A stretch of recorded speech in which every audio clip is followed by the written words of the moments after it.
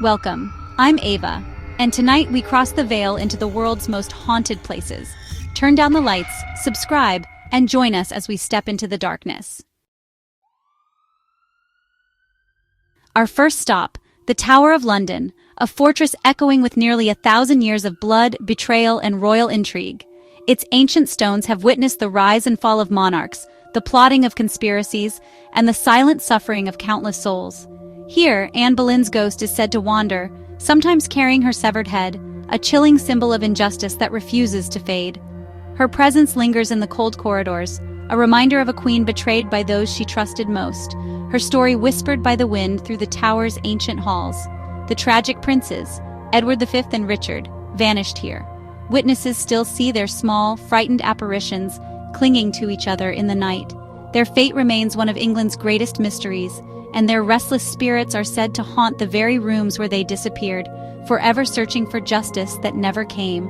Sir Walter Raleigh's restless spirit paces the bloody tower, forever trapped in the rooms where he wrote his final words. His ghost is often felt as a heavy presence, a man of ambition and intellect, condemned to relive his final days in isolation and despair. Margaret Pole, the Countess of Salisbury, is said to reenact her brutal execution, her screams echoing across Tower Green. Her death was so violent and unjust that her spirit is believed to be forever bound to the place of her suffering, a chilling testament to the cruelty of power. Even the yeoman warders, the tower's guards, report doors slamming, footsteps following them, and a crushing sense of being watched. Some have felt icy hands brush their shoulders or heard whispers in the darkness, as if the past refuses to let them go. The tower is a vortex of pain and fear, its stones stained by centuries of suffering. Every wall, every shadow, seems to hold a memory of anguish, a silent witness to the tragedies that unfolded within. To walk these grounds is to feel the weight of England's turbulent past pressing in from every shadow. The air is thick with stories, and every echoing footstep seems to awaken the spirits that linger just out of sight. Here, history and haunting are inseparable. The tower is a place where the veil between past and present feels impossibly thin. Every step is a reminder. The past is never truly gone. The stories of those who suffered here are etched into the very fabric of the tower. The tower's ghosts are not just stories, they are the lingering echoes of lives cut short, of dreams destroyed, and of hopes extinguished too soon. Visitors sense the sorrow, the betrayal, the unfinished business that keeps these spirits bound. Many leave with a chill in their bones, haunted by what they cannot explain. The energy is palpable, a chilling reminder that some tragedies never rest. The tower's atmosphere is thick with the weight of unresolved stories. The tower stands as a monument to the restless dead, a place where the past refuses to be forgotten. Its legends endure, whispered through the ages, passed from one generation to the next as warnings and wonders. This is where the living meet the lost, where history's shadows brush against the present, and every visitor becomes part of the story, and the darkness is never empty. Within these walls, the past is always waiting. Next, we cross the Atlantic to Eastern State Penitentiary in Philadelphia, a prison built not just to confine, but to break the human spirit in ways few could imagine. Its imposing stone walls rise like a fortress, casting long shadows over the city, a constant reminder of the suffering within. Designed for total isolation, its silence drove inmates to madness. Each cell was a world unto itself, cut off from all others, where the only companion was the echo of your own thoughts. The architecture itself is oppressive, with long, vaulted cell blocks radiating despair. The endless corridors seem to stretch on forever, amplifying the sense of hopelessness. Prisoners lived, ate, and exercised alone, their heads hooded to prevent any human contact. Even the smallest chance of a glance or a word was denied, enforcing a loneliness that gnawed at the soul. The suffering here is palpable. Cell Block 12 is notorious for whispers, laughter, and the sound of pacing feet.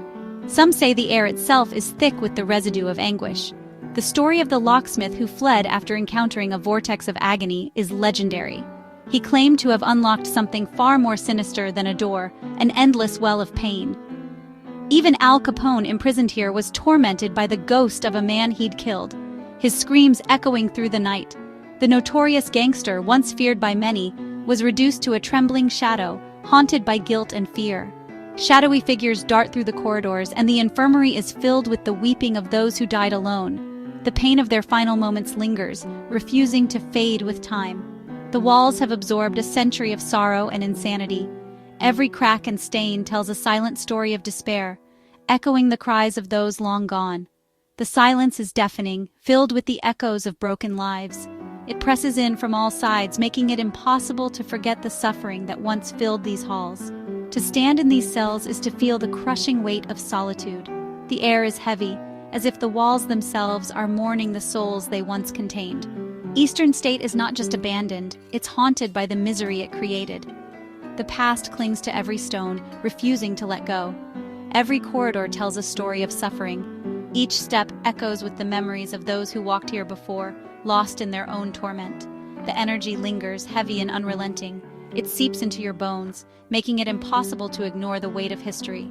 Visitors sense the despair, the anger, the hopelessness. Many leave with a chill, unable to shake the feeling that something unseen is watching. The prison's legacy is one of torment. Its reputation as one of the most haunted places in America is well earned. Here, the past refuses to be forgotten. The stories of pain and loss are etched into every photograph, every memory. The darkness is alive with memory, and the echoes of solitary suffering will never truly fade away.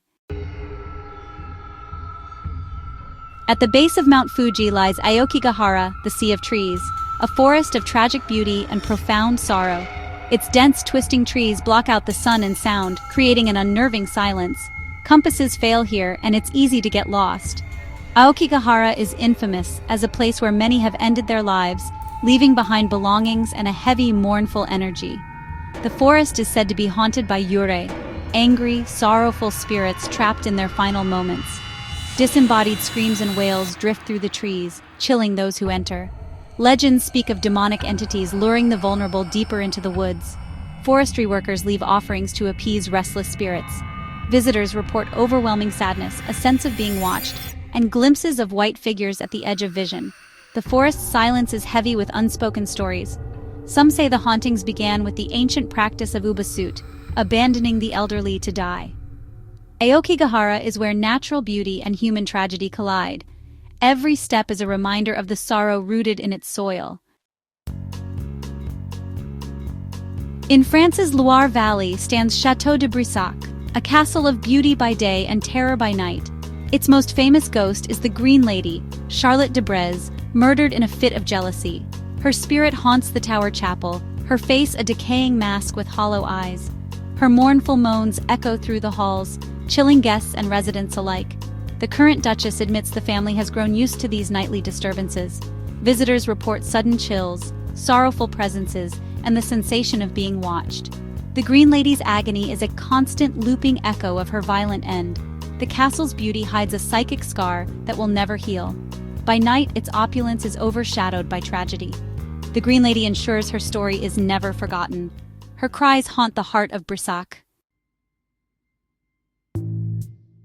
In the Venetian lagoon, Poveglia Island is so feared that fishermen avoid its shores. Its soil is mixed with the ash of over 160,000 plague victims. Death saturates the ground. Used as a quarantine colony, it became a mass grave during the Black Death. Later, a mental hospital added layers of suffering, with tales of a sadistic doctor driven mad by the island's spirits. He leapt from the bell tower, reportedly choked by a ghostly mist as he died.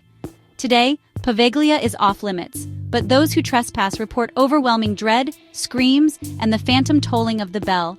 Investigators have been scratched, pushed, and begged to leave by unseen forces.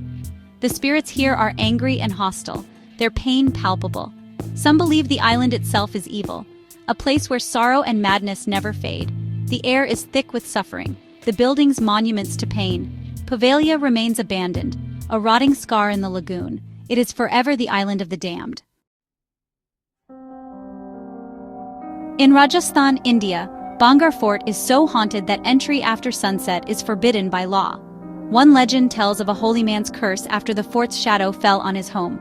Another speaks of a wizard's dying curse after his black magic failed to win Princess Ratnavati's love. Soon after, war destroyed the fort and its people. Locals report screams, music, and apparitions after dark, ghostly echoes of the princess's lost court. Strange lights and overwhelming anxiety grip those who dare to enter. Villagers live far from the ruins, fearing the curse and restless spirits. The energy is heavy, a mix of tragedy and dark magic. Bangar is a monument to a curse that will not lift. History and legend are inseparable here. The ruins stand as a warning. Some places are best left undisturbed. The fort's ghosts are forever trapped in despair. In Long Beach, California, the RMS Queen Mary floats as a hotel and a city of ghosts. This legendary ship, now permanently docked, is a striking sight against the California coast, but beneath its elegant exterior lies a chilling history that continues to fascinate and terrify visitors from around the world. Once a glamorous liner, it became the Gray Ghost in 1-2, camouflaged and swift, carrying thousands of troops across dangerous waters. Tragedy struck when it accidentally sliced through the HMS Curacoa, killing hundreds in a matter of seconds, a disaster that left a permanent scar on the ship's legacy. The ship's bow is haunted by the sounds of tearing metal and drowning men. On foggy nights, some claim to hear desperate cries and the echo of chaos from that fateful collision, as if the past refuses to be forgotten. In the engine room, the spirit of a young crewman crushed by Dr. 13 is often seen. His ghostly figure is said to appear suddenly, vanishing just as quickly, leaving behind a chill in the air and a sense of sorrow. The swimming pools are haunted by women in vintage suits and a little girl named Jackie, her laughter echoing in the night.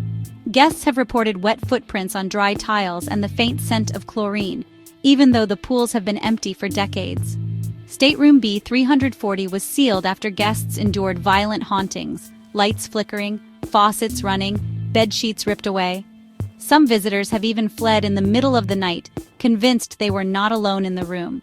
Ghostly dancers waltz in the ballrooms, and a spectral baby cries in the nursery. The echoes of music and laughter from a bygone era mingle with the unsettling sounds of the supernatural. Every deck holds a story of joy, fear, and sudden death. The corridors are filled with whispers, and shadows seem to move just out of sight, as if the ship itself is alive with memories. The Queen Mary is a steel container for decades of intense emotion. Its very walls seem to absorb the energy of all who sailed, fought, and died aboard. Its spirits remain, completing their eternal voyage. Night after night, the ship sails on in legend, its ghostly passengers never disembarking. The ship is more than a relic. It's a living legend of the haunted seas, a place where history and the supernatural are forever entwined. Visitors feel the presence of the past at every turn. Some come seeking adventure, others answers, but all leave with a sense of awe and mystery. The Queen Mary's ghosts are always on board, waiting for the next chapter in their endless story. We've walked through haunted towers, prisons, forests, castles, islands, forts, and ships. These places are portals to the past, echoes of lives lost and stories unfinished. Subscribe and join us for more journeys into the unknown. Until next time, stay curious, and don't be afraid of the dark.